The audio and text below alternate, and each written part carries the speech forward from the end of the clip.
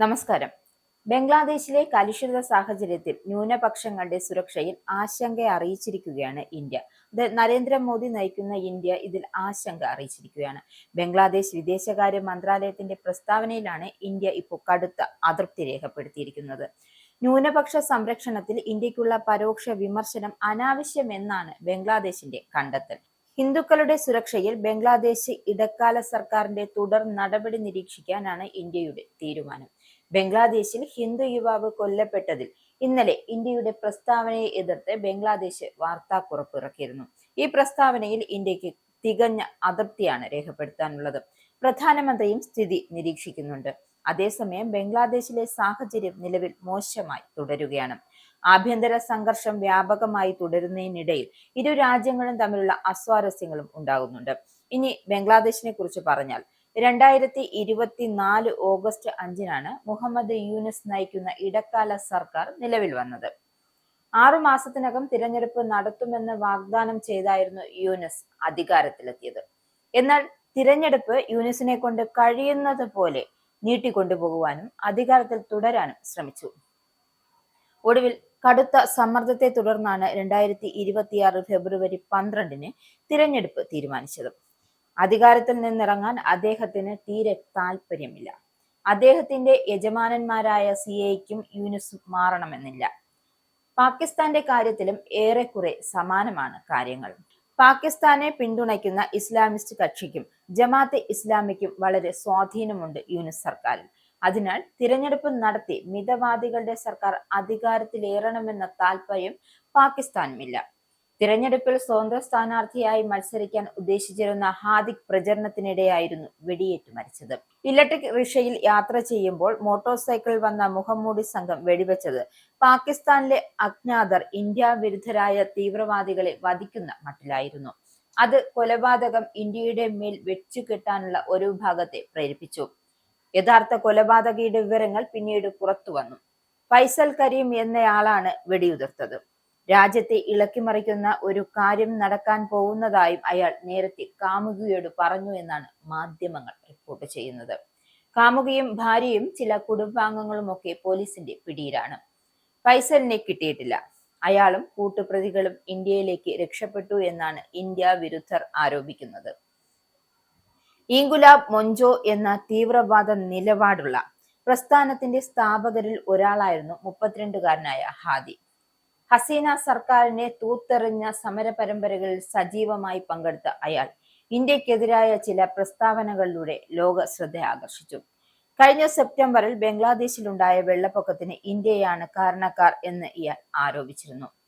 ദേവ്ബന്ദി മദ്രസകളും തീവ്രവാദ സംഘടനകളുമായി ഹാദിക്ക് അടുത്ത ബന്ധമുണ്ടായിരുന്നു. ഇന്ത്യയുടെ ആധിപത്യത്തിനെതിരെ ഹാദി നിരവധി പരിപാടികൾ സംഘടിപ്പിച്ചിരുന്നു. സമീപകാലത്ത് ഇന്ത്യയുടെ വടക്കുകിഴക്കൻ സംസ്ഥാനങ്ങളെ കൂടി ഉൾപ്പെടുത്തി മഹാ ബംഗ്ലാദേശിന്റെ ഭൂപടം ഹാദി പ്രദർശിപ്പിച്ചു. ഹസീനയുടെ കടുത്ത വിമർശകനായിരുന്ന അയാൾ അവരുടെ പാർട്ടിയായ അവാമി ലീഗിനെ തകർക്കാനുള്ള ശ്രമങ്ങൾക്ക് മുന്നിൽ നിന്നു. അതിന് പ്രതികാരമായി അവാമി ലീഗ് ഏർപ്പെടുത്തിയവരാണ് കൊലപാതകികൾ എന്നും ആരോപണമുണ്ട്. അതേസമയം ബംഗ്ലാദേശിലെ യുവ നേതാവായ ഷെരീഫ് ഒസ്മാൻ ഹാദിയുടെ കൊലയാളികൾ ഇന്ത്യയിലെത്തതായി തെളിവില്ലെന്നും വീണ്ടും ബംഗ്ലാദേശ് പോലീസ് വ്യക്തമാക്കിയിരിക്കുകയാണ്. ബംഗ്ലാദേശിലെ ചില മാധ്യമങ്ങളും ഇന്ത്യ വിരുദ്ധ സംഘടനകളും ഈ പ്രചരണം നടത്തുന്നതിനിടെയാണ് പോലീസിന്റെ വിശദീകരണം. ഹാദിയെ വധിച്ച ഫൈസൽ കരീം ഇന്ത്യയിൽ മഹാരാഷ്ട്രയിൽ എത്തിയെന്ന വരെ ചില ബംഗ്ലാദേശ് മാധ്യമങ്ങൾ വാർത്ത നൽകിയിരുന്നു. ഇന്ത്യ ഈ വാർത്തകളോട് പ്രതികരിച്ചിരുന്നില്ല. ബംഗ്ലാദേശിലെ ന്യൂനപക്ഷങ്ങളുടെ സുരക്ഷയിൽ ആശങ്ക അറിയിച്ചും ബംഗ്ലാദേശിലെ സാഹചര്യം നിരീക്ഷിക്കുന്നു എന്ന് വ്യക്തമാക്കിയാണ് ഇന്ത്യയുടെ പ്രസ്താവനയ്ക്കുള്ള ബംഗ്ലാദേശിന്റെ മറുപടി എത്തിയത്. ഈ മറുപടിയിലാണ് ഇന്ത്യക്ക് കടുത്ത അതൃപ്തിയും രേഖപ്പെടുത്തിയത്.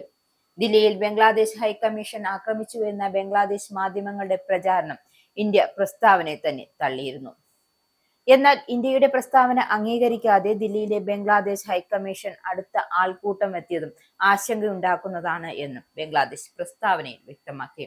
ബംഗ്ലാദേശ് നയതന്ത്ര ഉദ്യോഗസ്ഥരുടെ സുരക്ഷ ഉറപ്പാക്കണമെന്നും ഇവർ വ്യക്തമാക്കുന്നുണ്ട്.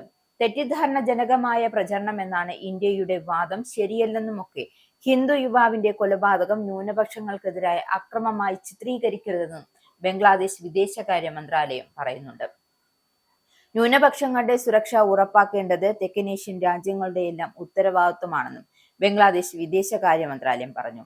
ഷെയ്ഖ് ഹസീനയ്ക്കെതിരായ പ്രക്ഷോഭം നടത്തിയ യുവാക്കളുടെ സംഘടനയായ ഇൻകിലാബ് മഞ്ചിന്റെ നേതാവ് ഷെരീഫ് ഒസ്മാൻ ഹാദിയുടെ കൊലപാതകത്തിനു ശേഷമുള്ള സാഹചര്യത്തെക്കുറിച്ച് ഇന്ത്യ ഇന്നലെയാണ് ഔദ്യോഗികമായി പ്രതികരിച്ചത്. ദില്ലിയിലെ ബംഗ്ലാദേശ് ഹൈക്കമ്മീഷൻ ഒരു സംഘം ആക്രമിച്ചു എന്നും ചില ബംഗ്ലാദേശ് മാധ്യമങ്ങൾ പ്രചരിപ്പിക്കുന്നുണ്ടെന്നും എന്നാൽ ഇത് തികച്ചും അടിസ്ഥാനരഹിതമാണെന്നും ഇന്ത്യ വ്യക്തമാക്കിയിട്ടുണ്ട്. ഇന്നലെ രാത്രി 25ഓളം പേർ ഹൈക്കമ്മീഷൻ അടുത്തു നിന്നും മുദ്രാവാക്യം വിളിച്ചിരുന്നു. ആക്രമണത്തിനിടെ ബംഗ്ലാദേശിലെ ഹിന്ദു യുവാവ് ദീപു ചന്ദ്രദാസിനെ മരത്തിൽ കെട്ടിയിട്ട് കത്തിച്ച് കൊലപ്പെടുത്തിയെന്നായിരുന്നു പ്രതിഷേധം. ഈ ഒരു ചെറിയ സംഘം ഹൈക്കമ്മീഷനിലേക്ക് തള്ളിക്കയറിയെന്ന വാർത്ത തെറ്റാണെന്നും ഇന്ത്യ പറഞ്ഞു. ദീപു ചന്ദ്രദാസിന്റെ കൊലയാളികളെ ബംഗ്ലാദേശ് നിയമത്തിന് മുന്നിൽ കൊണ്ടുവരണമെന്നും ഹിന്ദുക്കൾ അടക്കമുള്ള ബംഗ്ലാദേശിലെ ന്യൂനപക്ഷങ്ങളുടെ സുരക്ഷ ഉറപ്പാക്കണം. ഇക്കാര്യത്തിൽ ഇന്ത്യൻ ഉദ്യോഗസ്ഥർ ബംഗ്ലാദേശ് അധികൃതരുമായി നിരന്തരം സമ്പർക്കത്തിലാണ്. ബംഗ്ലാദേശ് ഉരുത്തിരിയുന്ന സാഹചര്യം നിരീക്ഷിക്കുകയാണെന്നും ഇന്ത്യ പറഞ്ഞു. ഹിന്ദു യുവാവിന്റെ കൊലപാതകത്തിൽ 10 പേരെ പോലീസ് കസ്റ്റഡിയിലെടുത്തു. ഷെരീഫ് ഒസ്മാൻ ഹാദിയുടെ സംസ്കാരം കഴിഞ്ഞ ദിവസം ബംഗ്ലാദേശിൽ നടന്നിരുന്നു. ഇൻകിലാബ് മഞ്ചിന്റെ തന്നെ പ്രവർത്തകനായ ഫൈസൽ കരീമാണ് ഹാദിയെ വധിക്കുന്നതിന് നേതൃത്വം നൽകിയത്. ഇയാൾ നേരത്തെ തന്നെ ഷെയ്ഖ് ഹസീനയുടെ പാർട്ടി വിദ്യാർത്ഥി സംഘടനയിലുണ്ടായിരുന്നു. എന്തായാലും ബംഗ്ലാദേശിൽ കുഴഞ്ഞു മറിക്കുന്ന രാഷ്ട്രീയ സാഹചര്യം ഇനി എന്തൊക്കെ സംഭവിക്കുമെന്ന് നമുക്ക് കാത്തിരുന്ന് തന്നെ കാണാം.